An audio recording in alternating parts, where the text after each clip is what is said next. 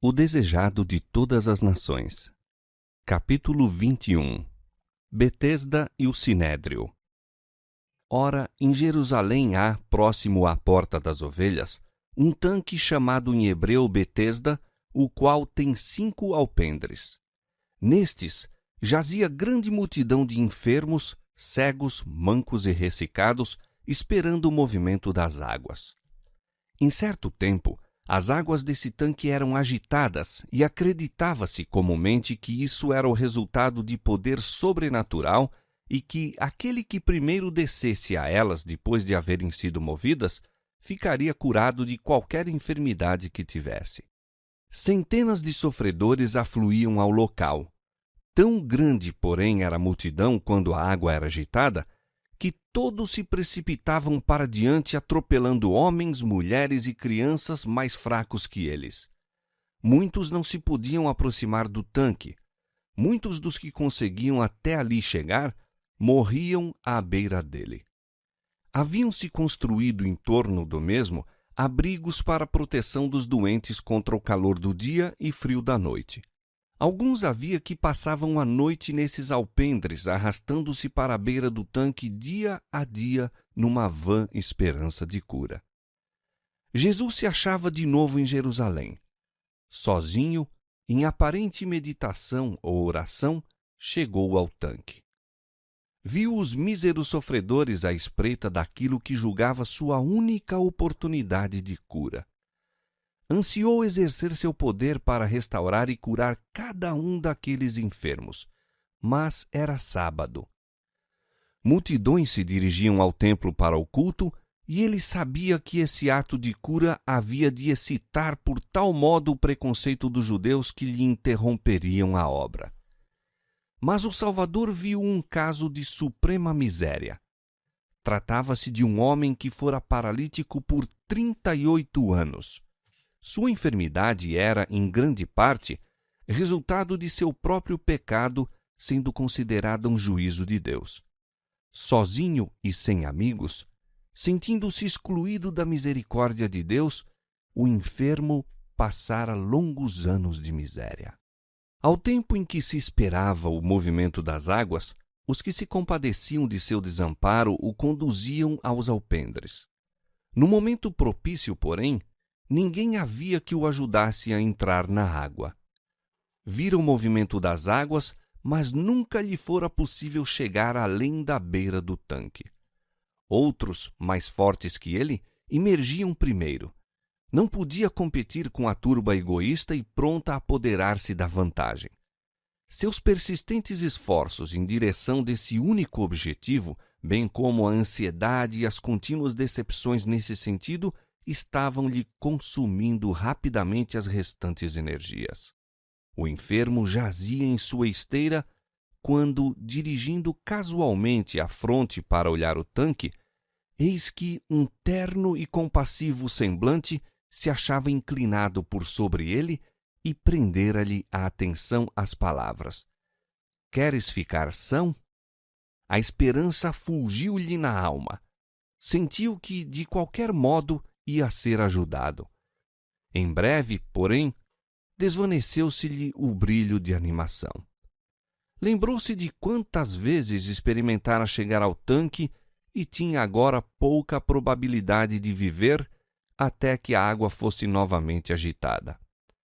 Voltou-se fatigado, dizendo: "Senhor, não tenho homem algum que, quando a água fica agitada, me meta no tanque. Mas, enquanto eu vou, desce outro antes de mim." Jesus não pediu a esse sofredor que tivesse fé nele. Diz simplesmente: "Levanta-te, toma a tua cama e anda." A fé do homem, todavia, apodera-se daquelas palavras.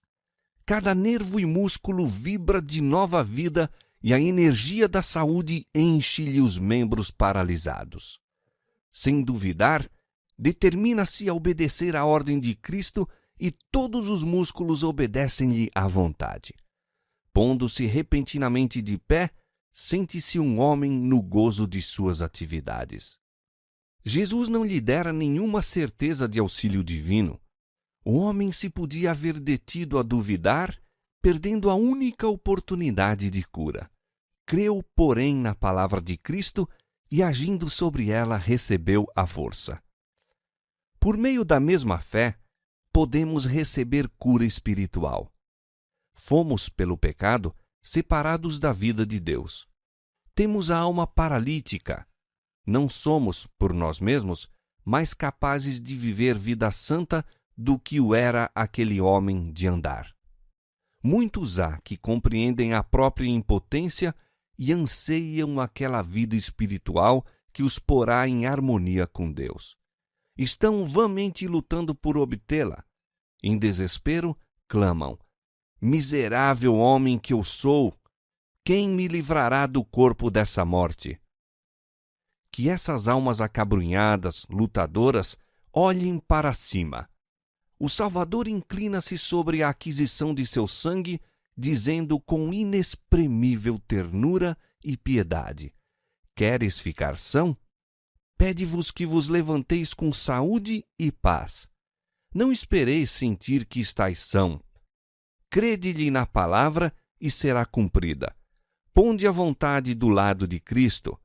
Desejai servi-lo e, agindo sobre sua palavra, recebereis força. Seja qual for a má prática, a dominante paixão que, devido à longa condescendência, acorrenta alma e corpo, Cristo é capaz de libertar e anseia fazê-lo. Comunica a vida à alma morta em ofensas, porá em liberdade o cativo preso pela fraqueza, o infortúnio e as cadeias do pecado. O restabelecido paralítico curvou-se para apanhar seu leito, que era apenas uma esteira e um cobertor, e ao endireitar-se novamente com uma sensação de deleite, olhou em volta à procura de seu libertador. Mas Jesus desaparecera entre a multidão. O homem temeu não o reconhecer se o tornasse a encontrar. Ao ir apressado o seu caminho, com passo firme e desembaraçado, louvando a Deus e regozijando-se no vigor que acabara de obter, encontrou vários dos fariseus e contou-lhes imediatamente sua cura. Surpreendeu-se da frieza com que lhe ouviam a história. De sobrolho carregado, interromperam-no perguntando-lhe por que estava conduzindo o seu leito no sábado. Lembraram-se severamente que não era lícito conduzir fardos no dia do Senhor. Em sua alegria, o homem esquecera-se de que era sábado. Todavia, não sentiu nenhuma condenação por obedecer ao mandado de uma pessoa que tinha poder de Deus. Respondeu ousadamente: aquele que me curou, ele próprio disse: toma tua cama e anda. Perguntaram quem havia feito isso, mas o homem não lhe sabia dizer. Esses principais bem sabiam que unicamente um se mostrara capaz de realizar esse milagre, mas queriam prova direta de que era Jesus, a fim de o poderem condenar como violador do sábado. Em seu juízo, não somente havia quebrado a lei em curar o enfermo no sábado, mas cometera sacrilégio em lhe mandar que levasse a cama. Por tal forma haviam os judeus pervertido a lei que a tornavam um jugo de servidão. Suas exigências destituídas de significado eram um provérbio entre as outras nações. Especialmente havia o sábado sido cercado de toda a casta de restrições destinadas de censo. Não lhes era um deleite o santo dia do Senhor, digno de honra. Os escribas e fariseus lhe tinham tornado a observância intolerável fardo. Ao judeu não era permitido acender fogo, nem mesmo uma vela no sábado. Consequentemente, o povo dependia dos gentios quanto a muitos serviços que seus regulamentos proibiam que fizessem para si mesmos.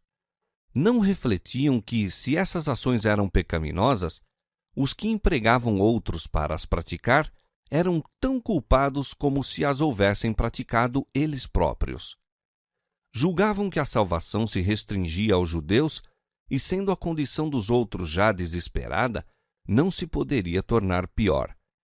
Mas Deus não deu mandamentos que não possam ser obedecidos por todos. Suas leis não sancionam quaisquer restrições irrazoáveis ou egoístas. Jesus encontrou no templo o homem que fora curado. Este viera trazer uma oferta pelo pecado e também uma de ações de graças pela grande mercê recebida. Encontrando-o entre os adoradores, Jesus deu-se a conhecer com a advertência: Eis que já estás são, não peques mais para que não te aconteça alguma coisa pior. O enfermo restaurado regozijou-se extremamente por encontrar seu libertador. Ignorando a inimizade que existia contra Jesus, disse aos fariseus que o haviam interrogado que era este o que o curara. Por esta causa, os judeus perseguiam a Jesus e procuravam matá-lo, porque fazia estas coisas no sábado. Jesus foi levado perante o Sinédrio para responder à acusação de violador do sábado. Houvessem os judeus sido a esse tempo uma nação independente, e tal acusação lhes teria servido ao desígnio de o condenar à morte. Sua sujeição aos romanos impediu isso. Os judeus não tinham poder para infligir pena de morte, e as acusações apresentadas contra Cristo não tinham peso num tribunal romano. Outros objetivos existiam, entretanto, que esperavam conseguir. Não obstante seus esforços para anular-lhe a obra, Cristo estava adquirindo, mesmo em Jerusalém, influência superior à deles próprios. Multidões que se não interessavam nas arengas dos rabis eram atraídas por seus ensinos. Podiam-lhe compreender as palavras e seu coração era aquecido e confortado. Ele falava de Deus não como de um vingativo juiz, mas de um terno Pai e revelar sua imagem como refletida num espelho. Suas palavras eram como bálsamo para o espírito magoado. Tanto pelas palavras como pelas obras de misericórdia, estava ele derribando o opressivo poder das velhas tradições e mandamentos de homens e apresentando o amor de Deus em sua inexaurível plenitude. Numa das primeiras profecias concernentes a Cristo, está escrito: O cetro não se arredará de Judá, nem o legislador dentre seus pés, até que venha Siló, e a ele se congregarão os povos. O povo se estava congregando a Cristo.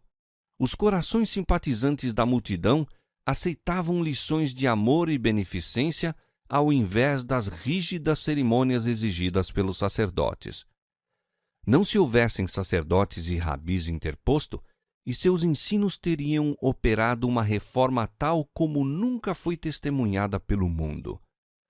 A fim de conservar o poder, no entanto, determinaram esses guias derribar a influência de Jesus.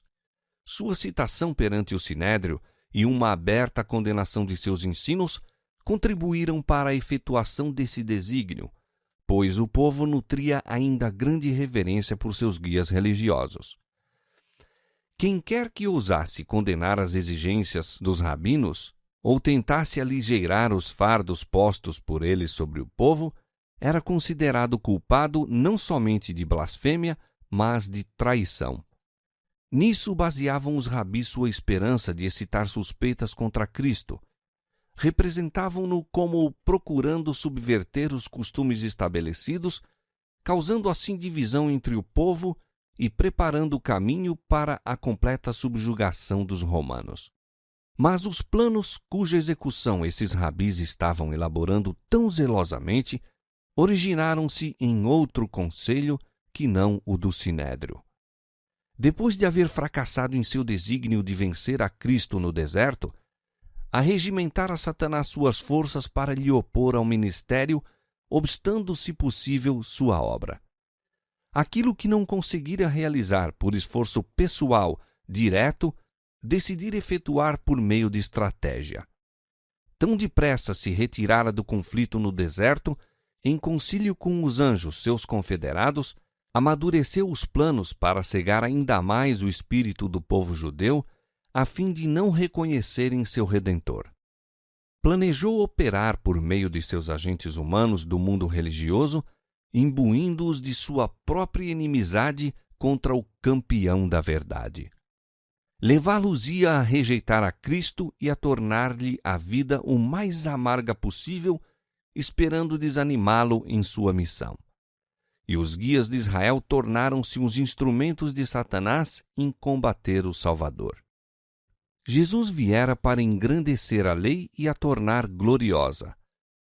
Não haveria de lhe diminuir a dignidade, mas exaltá-la. Diz a Escritura: não desfalecerá nem se apressará até que estabeleça na terra o juízo. Isaías 42:4. Ele viera para libertar o sábado daquelas enfadonhas exigências que o haviam tornado uma maldição em vez de bênção.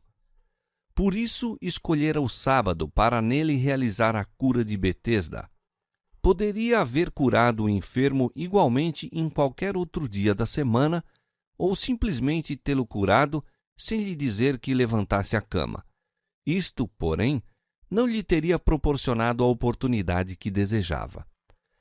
Um sábio desígnio guiava todos os atos de Cristo na terra. Tudo quanto fazia era em si mesmo importante, bem como na lição que comunicava. Escolheu, entre os sofredores que se achavam junto ao tanque, o pior caso para aí exercer seu poder de cura e pediu ao homem que levasse a cama através da cidade, a fim de publicar a grande obra de que fora objeto. Isso daria lugar à questão do que era ou não lícito fazer no sábado e abriria o caminho para ele condenar as restrições dos judeus quanto ao dia do Senhor, declarando vãs suas tradições. Jesus lhes asseverou que a obra de aliviar os aflitos estava em harmonia com a lei do sábado. Estava em harmonia com os anjos de Deus que estão sempre descendo e subindo entre o céu e a terra para servir a humanidade sofredora.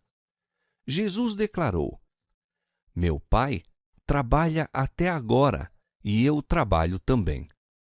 Todos os dias são de Deus, para nele se levar ao cabo seus planos para com a raça humana. Fosse a interpretação dos judeus razoável, então o Senhor estaria em falta, visto ser seu trabalho que vivifica e mantém toda a criatura vivente desde que lançou os fundamentos da terra. Então aquele que declarou boa a sua obra e instituiu o sábado para comemorar-lhe o acabamento, deveria pôr termo a seu labor e deter a incessante rotina do universo. Deveria Deus impedir o sol de cumprir sua missão no sábado, obstar seus fecundos raios de aquecer a terra e nutrir a vegetação? Deveriam os sistemas planetários quedar imóveis durante aquele santo dia? Ordenaria às fontes que se abstivessem de regar os campos e as florestas, mandaria as ondas do mar que detivessem seu incessante fluir e refluir? Deveriam o trigo e o milho deixar de crescer e o maturante cacho adiar seu belo colorido? Não hão de as árvores florescer, nem desabrochar as flores no sábado? Fora assim, e deixariam os homens de ter os frutos da terra e as bênçãos que tornam desejável a vida. A natureza deve continuar seu invariável curso. Deus não poderia por um momento deter sua mão, do contrário, o homem desfaleceria e viria a morrer. E o homem também tem nesse dia uma obra a realizar. Devem-se atender às necessidades da vida, cuidar dos doentes, suprir as faltas dos necessitados. Não será tido por inocente o que negligenciar aliviar o sofrimento no sábado. O santo dia de repouso de Deus foi feito para o homem e os atos de misericórdia se acham em perfeita harmonia com seu desígnio. Deus não deseja que suas criaturas sofram uma obra de dor que possa ser aliviada no sábado ou noutro dia qualquer. As solicitações para com Deus são ainda maiores no sábado do que nos outros dias. Seu povo deixa então a ocupação ordinária e passa mais tempo em meditação e culto. Pedem-lhe mais favores no sábado que noutros dias. Exigem-lhe a atenção de modo especial. Anelam suas mais preciosas bênçãos. Deus não espera que o sábado passe para lhes conceder esses pedidos. A obra no céu não cessa nunca e o homem não deve descansar de fazer o bem. O sábado não se destina a ser um período de inútil inatividade. A lei proíbe trabalho secular no dia de repouso do Senhor.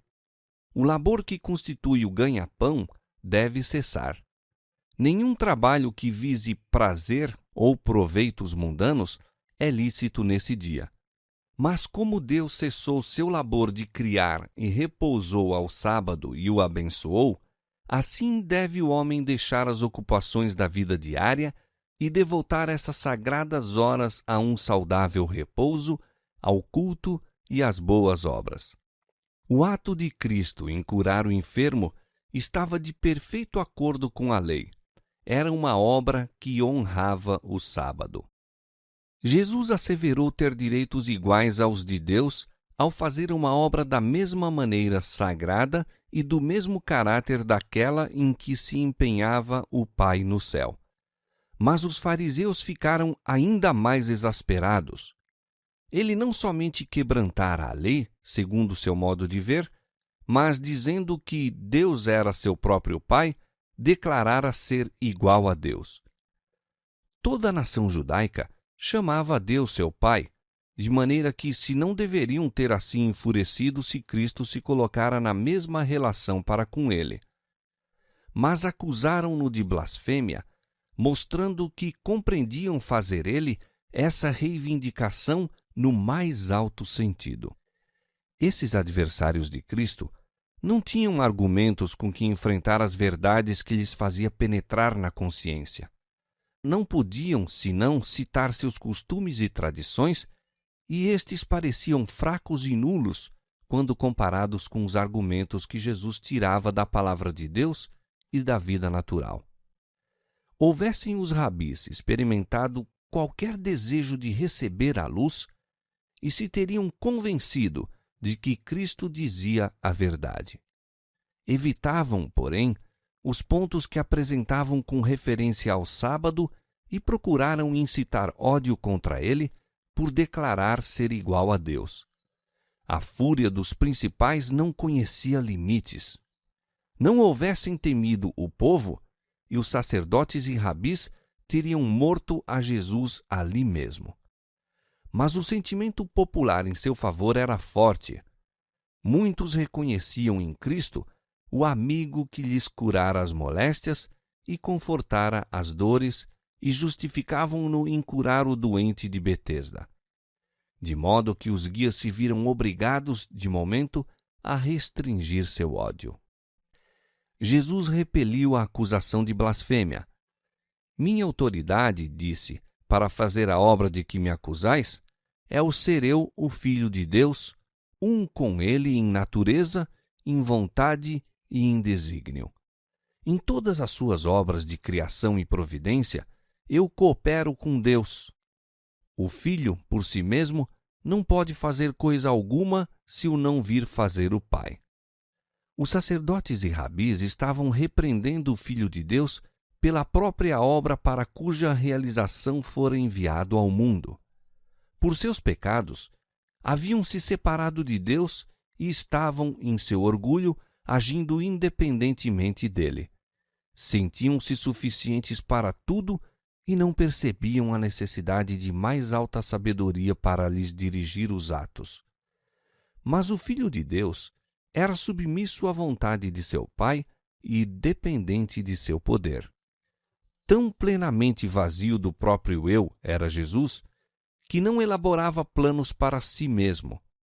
Aceitava os que Deus fazia a seu respeito e o Pai os desdobrava dia a dia.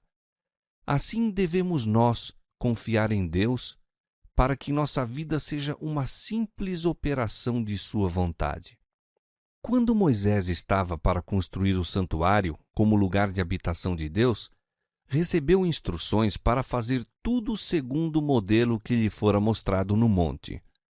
Moisés era muito zeloso para fazer a vontade de Deus. Os homens mais talentosos e hábeis lhe estavam ao lado para realizar suas sugestões. No entanto, Não devia fazer uma campainha, uma romã, uma borla, uma franja, uma cortina ou qualquer vaso do santuário que não fosse segundo o modelo mostrado. Deus o chamara ao monte e lhe revelara as coisas celestiais. O Senhor o cobrira com sua glória, a fim de que pudesse ver o modelo, e segundo ele foram feitas todas as coisas. Assim a Israel, a quem desejava tornar seu lugar de habitação, revelara seu glorioso ideal de caráter. O modelo lhes fora mostrado no monte, quando a lei havia sido dada no Sinai, e o Senhor passara perante Moisés, proclamando: Jeová, o Senhor, Deus misericordioso e piedoso, tardio em iras e grande em beneficência e verdade, que guarda a beneficência em milhares, que perdoa a iniquidade e a transgressão e o pecado. Êxodo capítulo 34, versos 6 e 7. Israel preferia seus próprios caminhos. Não haviam edificado segundo o modelo, mas Cristo, o verdadeiro templo para a habitação de Deus, moldara cada detalhe de sua vida terrestre em harmonia com o ideal divino. Disse ele: Deleito-me em fazer a tua vontade, ó Deus meu. Sim, a tua lei está dentro do meu coração. Salmo 40, verso 8. Assim, nosso caráter deve ser formado para a morada de Deus em espírito. E cumpre-nos fazer tudo conforme o modelo, isto é, aquele que padeceu por nós, deixando-nos o exemplo para que sigais as suas pisadas. As palavras de Cristo nos ensinam que nos devemos considerar inseparavelmente ligados a nosso Pai Celestial. Seja qual for nossa posição, dependemos de Deus que enfeixe em suas mãos todos os destinos. Ele nos designou nossa obra e nos dotou de faculdades e meios para ela. Enquanto submetermos a vontade à sua e confiarmos em sua força e sabedoria, seremos guiados por caminhos seguros para realizar a parte que nos cabe em seu grande plano. Aquele, porém, que confia em sua própria sabedoria e poder, se está separando de Deus. Em vez de trabalhar em harmonia com Cristo, cumpre o desígnio do inimigo de Deus e dos homens. O Salvador continuou: Tudo quanto ele, o Pai, faz, o Filho o faz igualmente. Assim como o Pai ressuscita os mortos e os vivifica, assim também o Filho vivifica aqueles que quer. Os saduceus afirmavam que não havia ressurreição do corpo, mas Jesus lhes dizia que uma das maiores obras de seu Pai é ressuscitar os mortos e que ele próprio possui poder de fazer a mesma obra. Vem a hora, e agora é, em que os mortos ouvirão a voz do Filho de Deus e os que a ouvirem viverão. Os fariseus acreditavam na ressurreição dos mortos. Cristo declara que, mesmo agora, o poder que dá vida aos mortos se encontra entre eles e eles hão de testemunhar-lhe a manifestação. É esse mesmo poder de ressuscitar que dá vida à alma morta em ofensas e pecados. Efésios 2, 1. Esse espírito de vida em Cristo Jesus, a virtude da sua ressurreição, liberta os homens da lei do pecado e da morte.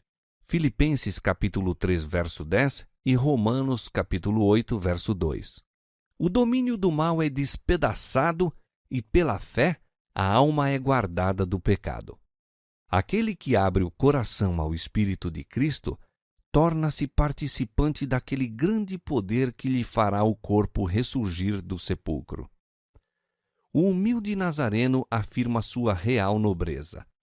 Ergue-se acima da humanidade, atira de si o disfarce do pecado e do vitupério e revela-se o honrado dos anjos, o Filho de Deus, um com o Criador do universo. Seus ouvintes ficam fascinados. Homem algum já falou palavras como as suas, nem se portou com tão régia majestade. Seus discursos são claros e positivos, declarando plenamente sua missão e o dever do mundo.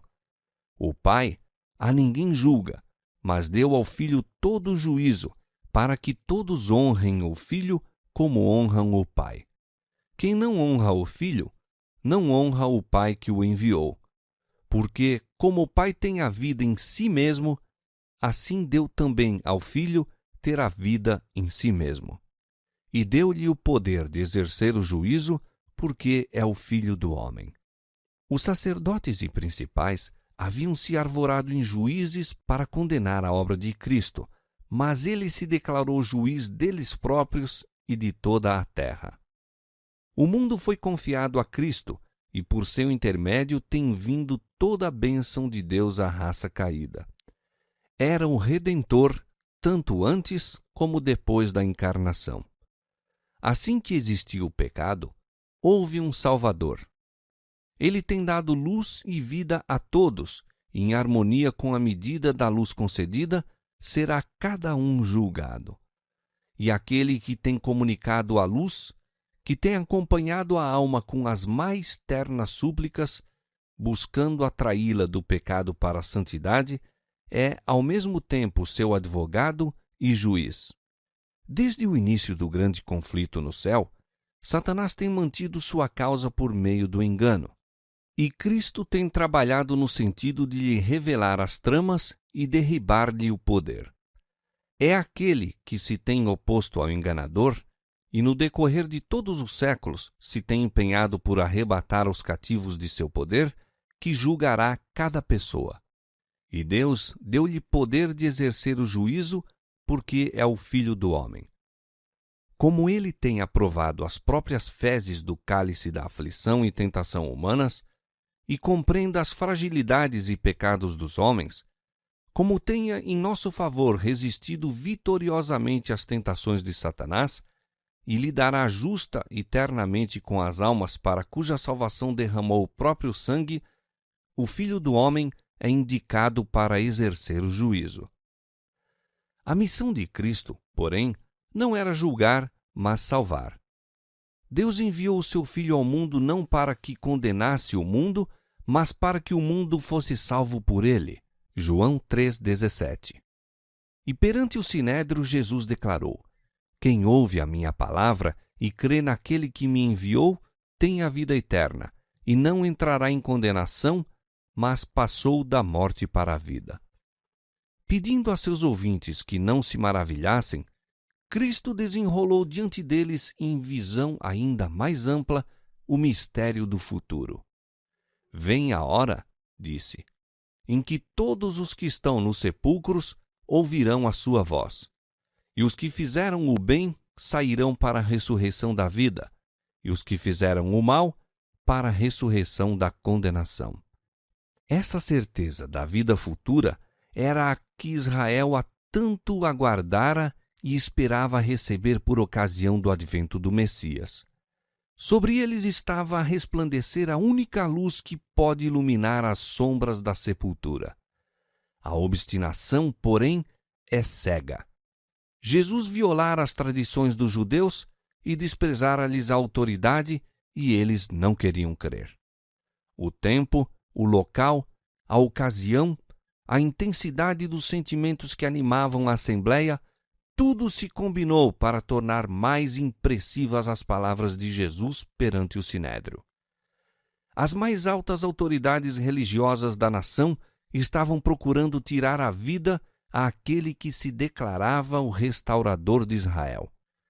O Senhor do sábado era citado perante um tribunal terrestre para responder à acusação de quebrantar a lei sabática.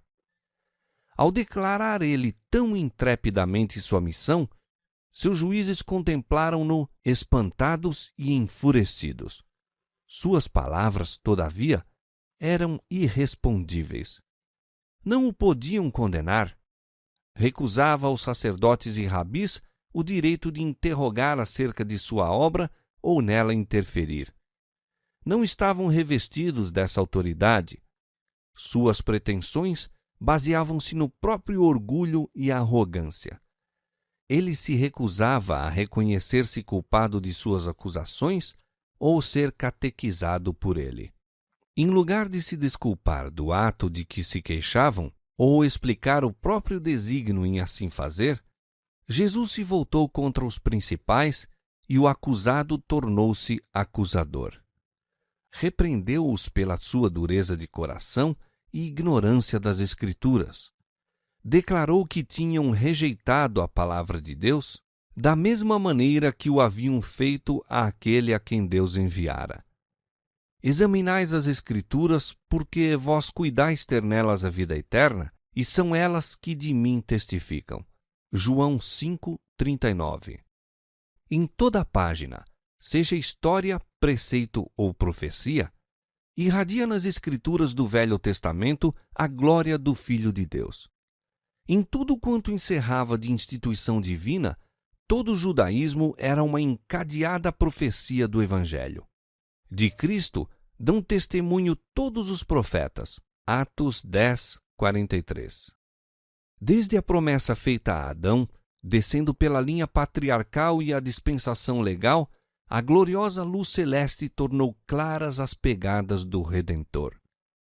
Os viventes contemplaram a estrela de Belém, o Siló por vir, ao passarem diante deles em misteriosa procissão os acontecimentos futuros. Em cada sacrifício mostrava-se a morte de Cristo. Em cada nuvem de incenso acendia sua justiça. Seu nome ressoava com cada trombeta de jubileu. No tremendo mistério do Santo dos Santos habitava sua glória. Os judeus estavam de posse das Escrituras e supunham que, no mero conhecimento que delas possuíam, tinham a vida eterna. Jesus, porém, disse: a sua palavra não permanece em vós. Havendo rejeitado a Cristo em sua palavra, rejeitaram-no em pessoa. Não quereis vir a mim, disse ele, para terdes vida. Os guias judaicos tinham estudado os ensinos dos profetas a respeito do reino do Messias. Haviam-no feito, porém, não com o sincero desejo de conhecer a verdade, mas com o desígnio de encontrar provas para apoiar suas ambiciosas esperanças. Vindo Cristo de maneira contrária à sua expectativa, não o quiseram receber e, para se justificarem a si mesmos, procuravam demonstrar que era enganador. Uma vez postos os pés nesse caminho, fácil era a Satanás fortalecer-lhes a oposição a Cristo. As próprias palavras que deveriam ter sido recebidas como testemunho de sua divindade foram contra ele interpretadas. Assim, tornaram a verdade de Deus em mentira, e quanto mais diretamente lhes falava o Salvador em suas obras de misericórdia, tanto mais decididos ficavam para resistir à luz. Jesus disse: eu não recebo glória dos homens. Não era a influência do Sinédrio, não era sua sanção que ele desejava. Não podia receber honra alguma da aprovação deles. Achava-se revestido de honra e autoridade do céu. Houvesse a ele desejado, e anjos lhe teriam vindo render homenagem.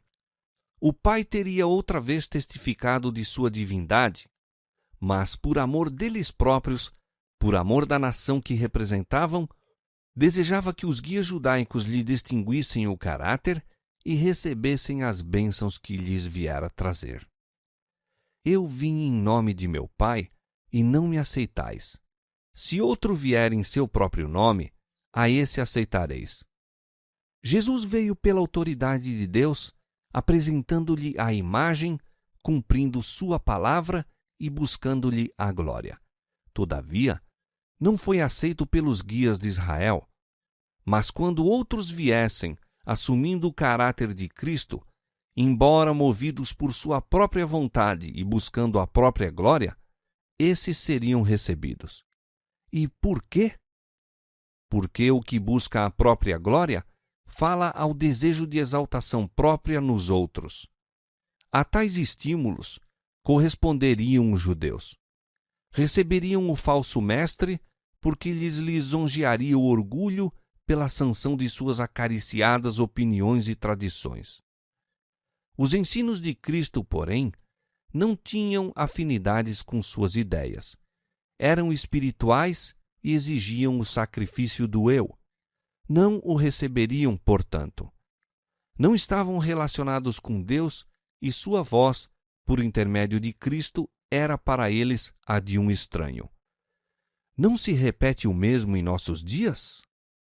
Não há muitos, mesmo guias religiosos, que estão endurecendo o coração contra o Espírito Santo, tornando impossível a si mesmos o reconhecer a voz de Deus? Não estão rejeitando a palavra de Deus a fim de conservar as próprias tradições?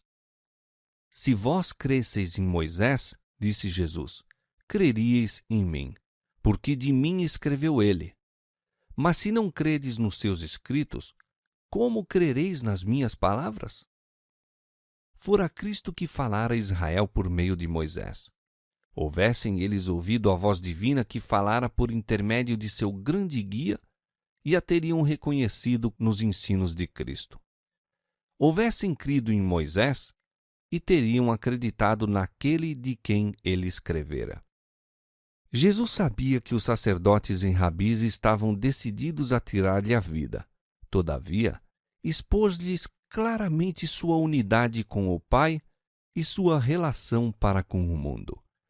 Viram que a oposição que lhes moviam não tinha desculpa. Todavia, seu ódio assassino não se extinguiu.